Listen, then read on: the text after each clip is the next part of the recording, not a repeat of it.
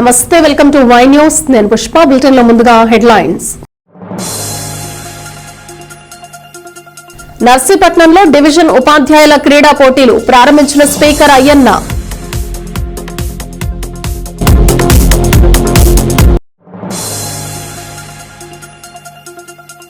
ఈ నెల 17న తునిలో స్త్రీ శక్తి సదస్సు ఏర్పాట్లపై యనమల సమీక్ష.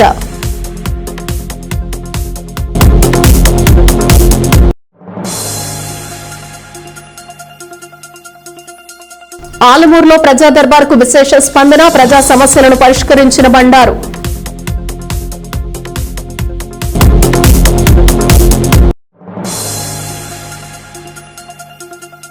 యానాం ప్రాంతంలో ఓఎన్జీసీ ప్రభావిత గ్రామాల ప్రజల ఆందోళన, నష్టపరిహారం కోసం డిమాండ్.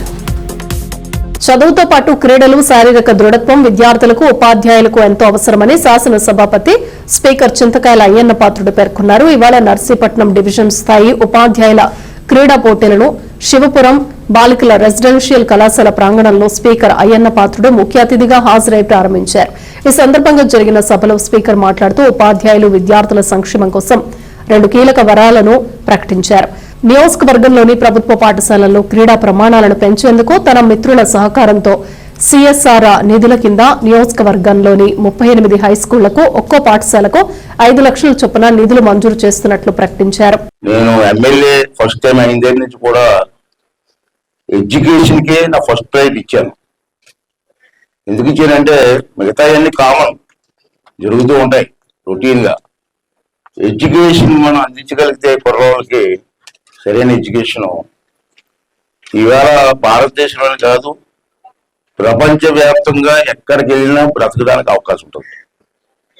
అటువంటి పరిస్థితి రావాలంటే ఎడ్యుకేషన్ ఈజ్ మోస్ట్ ఇంపార్టెంట్ నా దృష్టిలో.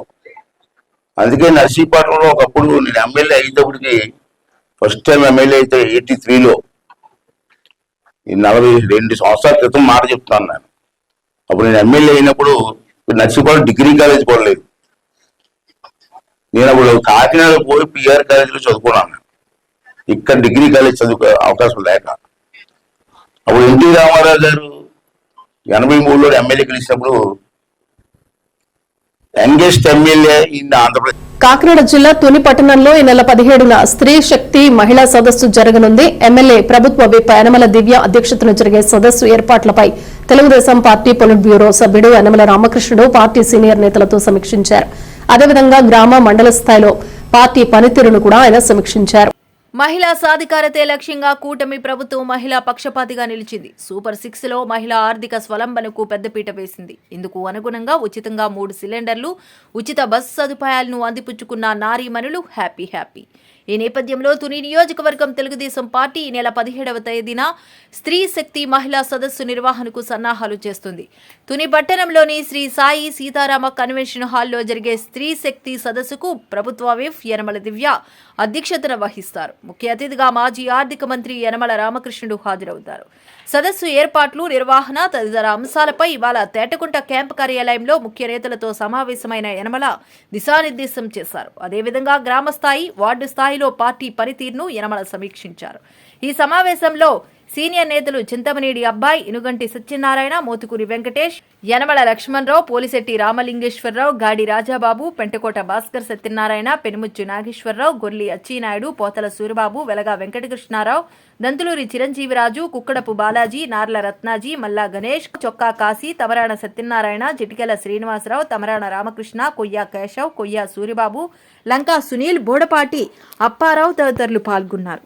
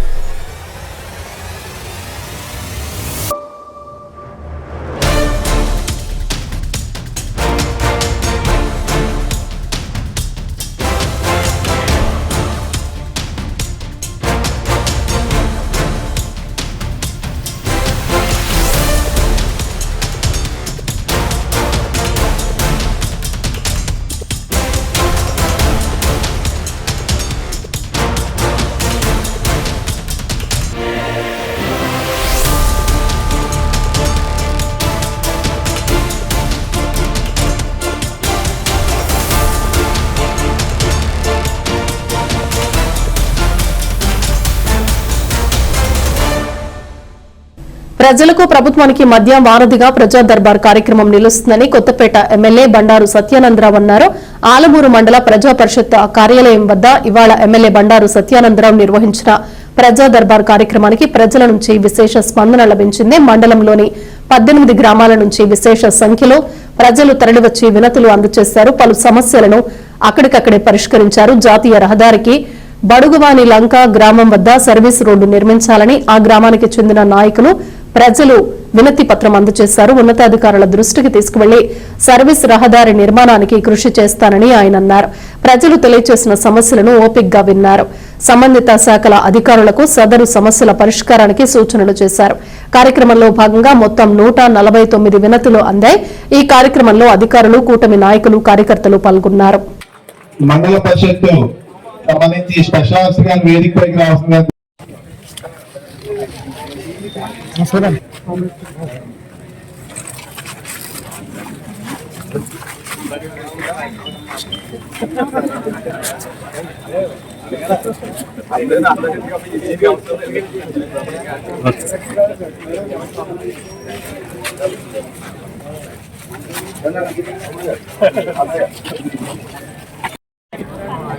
అలా లైన్ లోకి వెళ్ళిపోండి.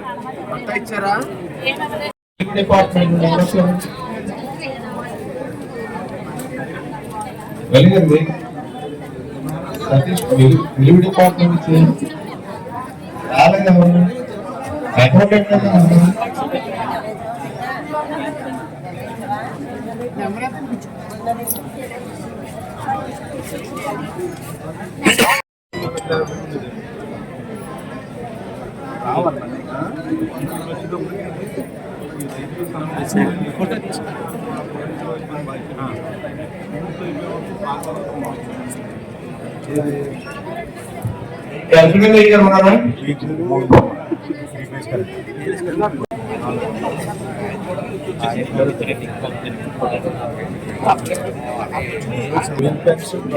అవకాశం లేదు.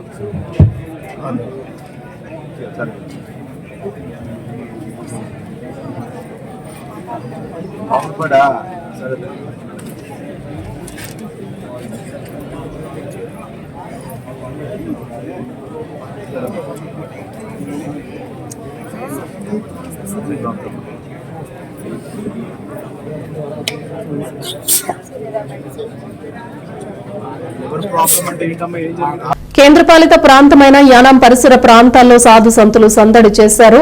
గోదావరి పరిసర కార్యక్రమంలో భాగంగా భారతదేశంలోని వివిధ రాష్ట్రాల నుండి తరలివచ్చిన సుమారు 650 మంది సాధు సంతులు యానాం బైపాస్ శ్రీ పెద్దిరెడ్డి కృష్ణ వినాయకరావు కాపు కళ్యాణ మండపంలో బస చేశారు.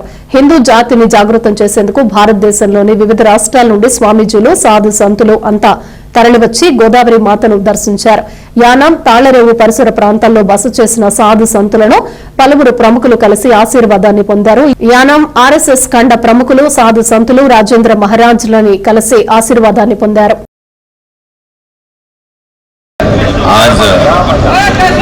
आज के दिन जो गोदावरी परिक्रमा के लिए ये महापुरुष आए, पूरा भारत से आए, अयोध्या, वृंदावन, मथुरा, बद्रीनाथ, केदारनाथ, द्वारका, सब धामों से गंगोत्री, यमुनोत्री, महाराष्ट्र, तेलंगाना, कर्नाटक, सब प्रांत के ये गोदावरी परिक्रमा नासिक से स्टार्ट हुआ, कुशावर्त से।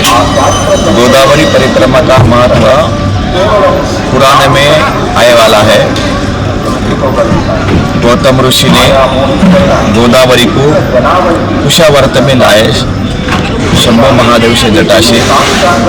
इस भूतल पे गोदावरी माता को लाके सब जीवों का उद्धार करने के लिए इस गोदावरी परिक्रमा का महत्व, जीव का उद्धार हो जाता है।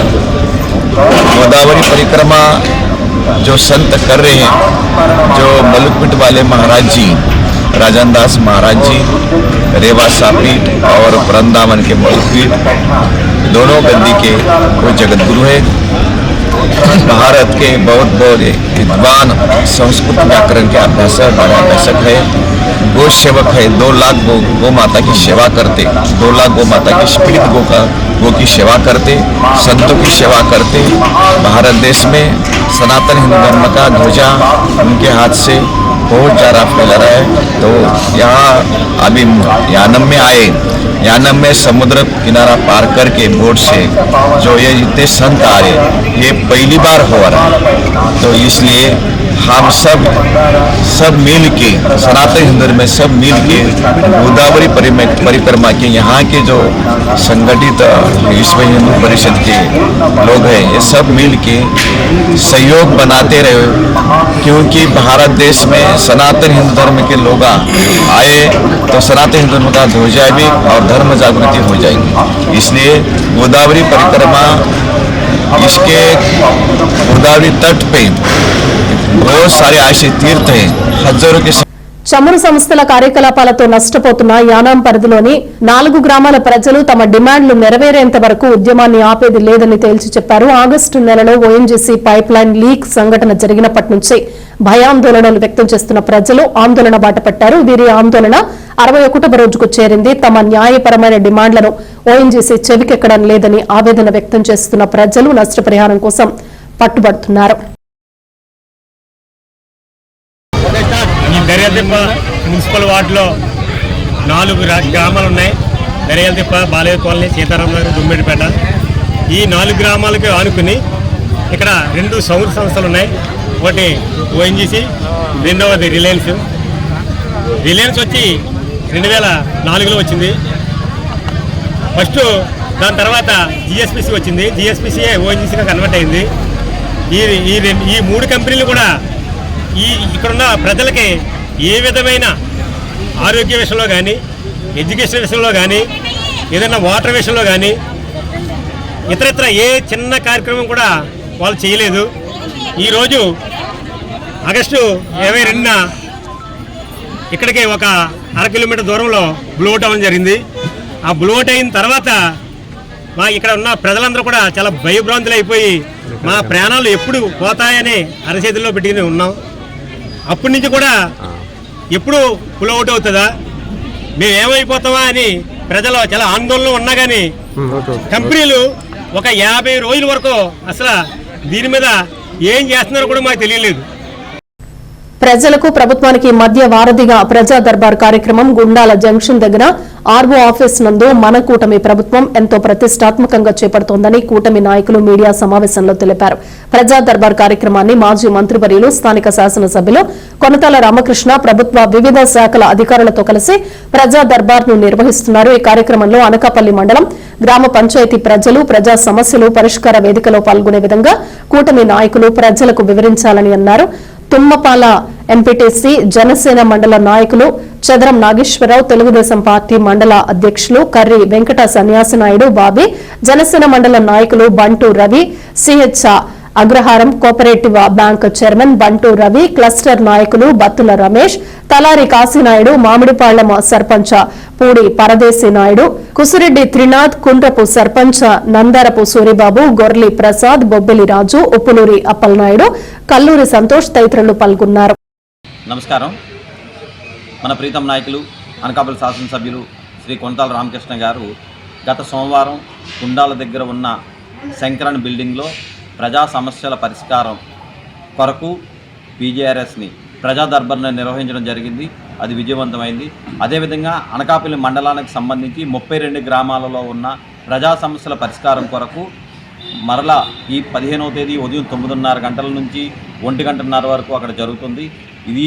ఈ ప్రజా సమస్యల పరిష్కార వేదిక దానికి ప్రజా దర్బార్కు మన గ్రామాలలో ఉన్న తెలుగుదేశం, బీజేపీ, జనసేన కూటమి నాయకులు అందరూ అక్కడ ప్రజలకు వివరించి వారి సమస్యల పరిష్కారానికి ఆర్ఓ ఆఫీస్ దగ్గరకు వచ్చి వాళ్ళ సమస్యల తాలూకా వివరణ మన ప్రీతం నాయకులు కొనతాల రామకృష్ణ గారికి ఇస్తే అక్కడే 24 డిపార్ట్మెంట్ల తాలూకా అధికారులు ఉంటారు. కాబట్టి తక్షణమే ఆ సమస్యను పరిష్కరించుకునే అవకాశాలు ఉన్నాయి. కాబట్టి ఈ సదవకాశాన్ని గ్రామాల్లో ఉన్న ప్రజలందరికీ వివరించి వలసిందిగా కూటమి నాయకులకి విన్నవించుకుంటున్నాం.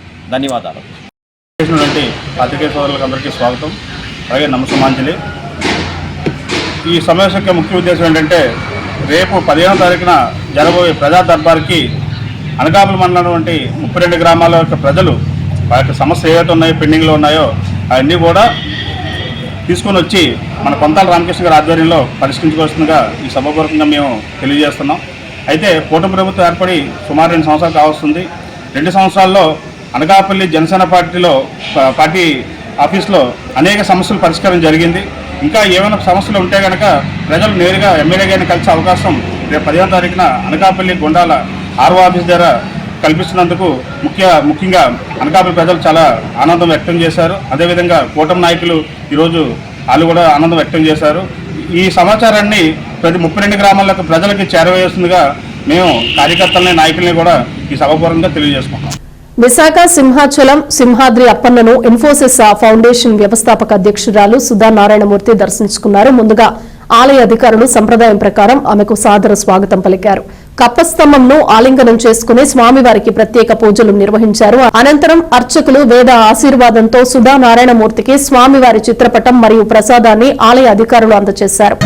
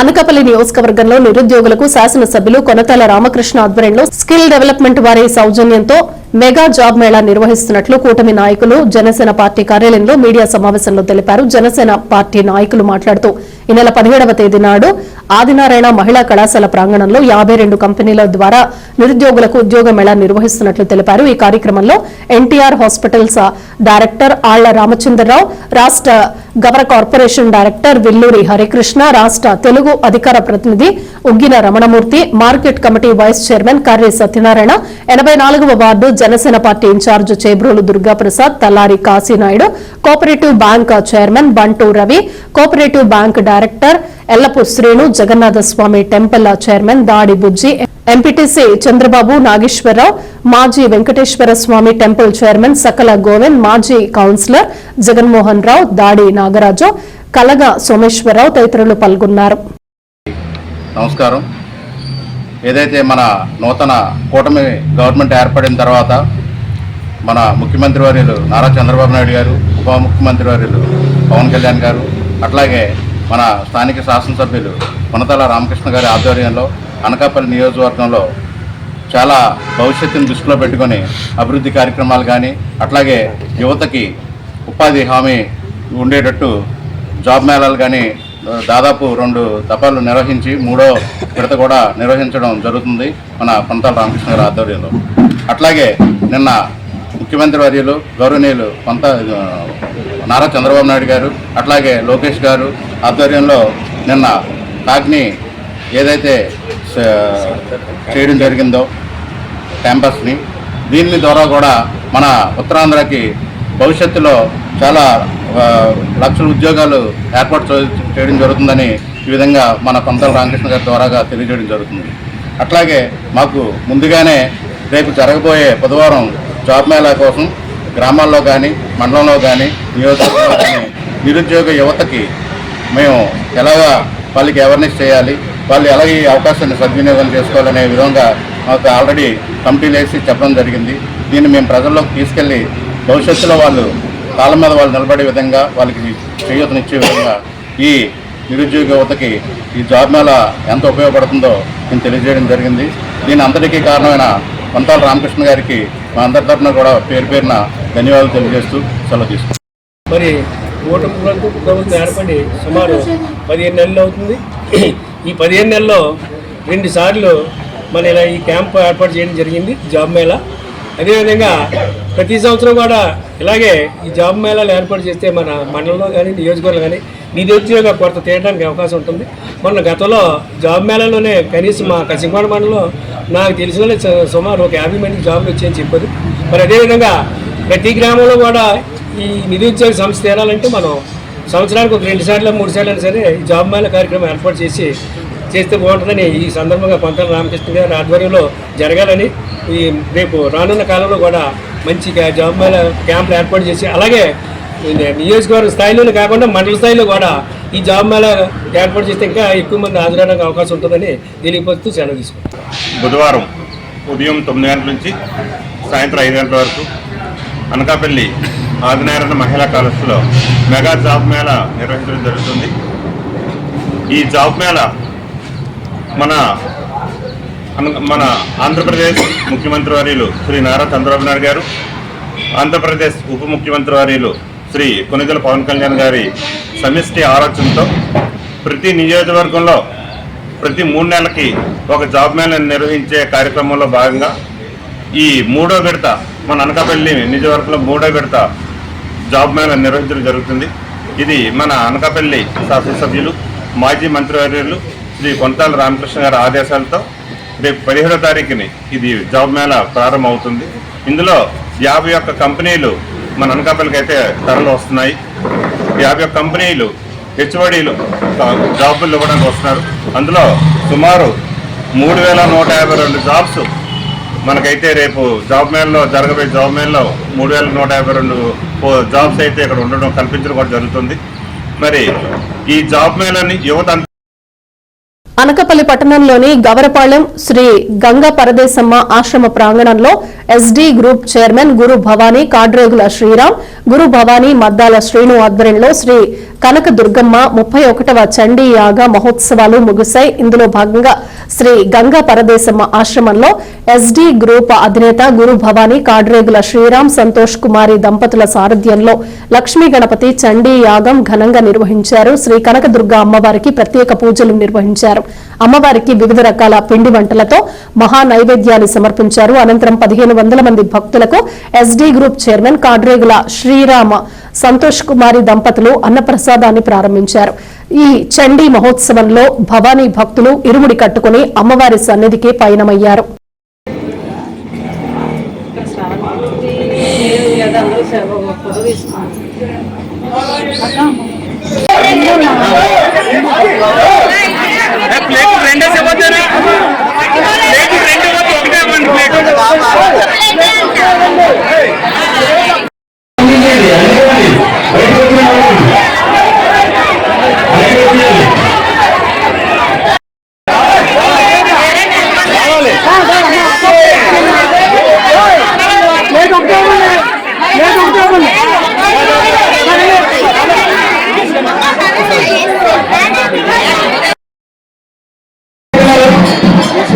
Thank you.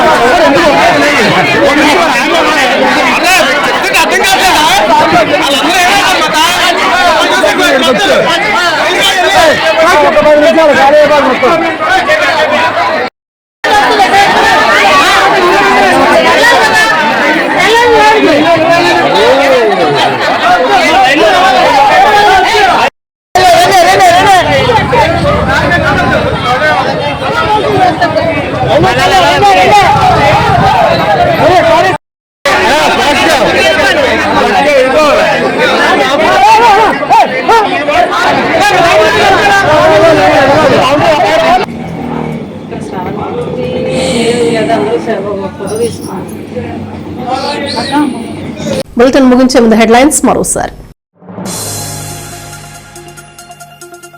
నర్సీపట్నంలో డివిజన్ ఉపాధ్యాయుల క్రీడా పోటీలు ప్రారంభించిన స్పీకర్ అయ్యన్న.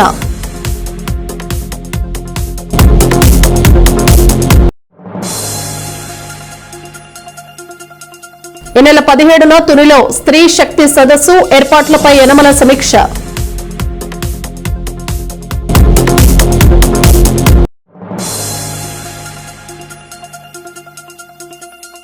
ఆలమూరులో ప్రజా దర్బార్కు విశేష స్పందన, ప్రజా సమస్యలను పరిష్కరించిన బండారు.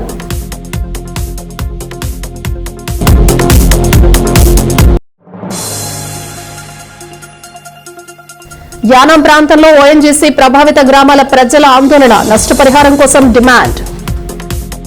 ఇవి బులెటిన్ విశేషాలు. Keep watching Y news.